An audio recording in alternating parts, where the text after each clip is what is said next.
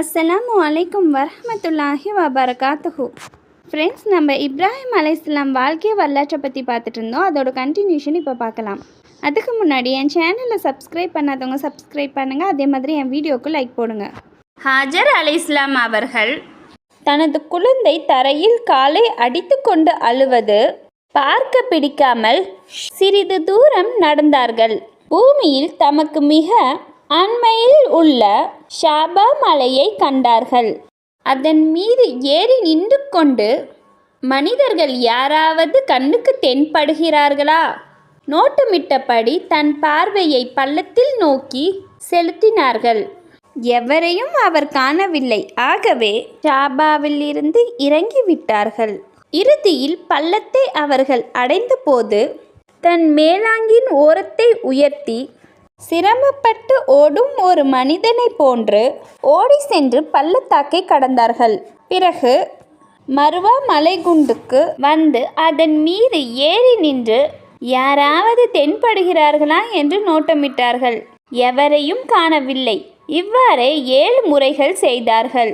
இப்னு Abbas ரலியல்லாஹு அன்ஹு அவர்கள் கூறுகிறார்கள், இதுதான் இன்று ஹஜ்ஜில் மக்கள் ஷாபாவுக்கும் மாவாவுக்கும் இடையே செய்கிற தொங்கோட்டமாகும் என்று நபி ஸல்லல்லாஹு அலைஹி வஸல்லம் அவர்கள் கூறினார்கள்.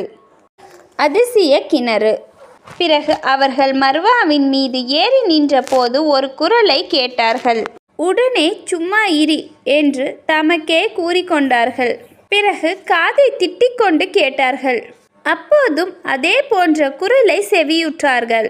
உடனே, அல்லாவின் அடியாரே, நீங்கள் சொன்னதை நான் செவியுற்றேன். உங்களிடம் உதவியாளர் எவரேனும் இருந்தால் என்னிடம் அனுப்பி என்னை காப்பாற்றுங்கள் என்று சொன்னார்கள். அப்போது அங்கே தம் முன் வானவர் ஒருவரை இப்போதுள்ள ஜம்ஜம் கிணற்றின் அருகே கண்டார்கள். அந்த வானவர் குதிகாலால் மண்ணில் தோண்டினார் என்று அறிவிப்பாளர் கூறியிருக்கலாம். அதன் விளைவாக தண்ணீர் வெளிப்பட்டது. உடனே ஹாஜர் அலைஹிஸ்ஸலாம் அவர்கள் அதை ஒரு தடகம் போல் கையால் அமைக்கலானார்கள். அந்த தண்ணீரிலிருந்து அள்ளி தம் தண்ணீர் பையில் நிரப்பிக் கொள்ள தொடங்கினார்கள். அவர்கள் அள்ளி எடுக்க எடுக்க அது பொங்கியபடியே இருந்தது.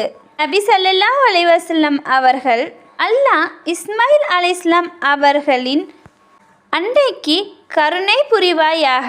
ஜம்ஜம் நீரை அவர் அப்படியே விட்டுவிட்டிருந்தால் அல்லது அந்த தண்ணீரில் இருந்து அள்ளி இருக்காமல் விட்டால் ஜம்ஜம் நீர் பூமியில் ஓடும் ஒரு ஊற்றாக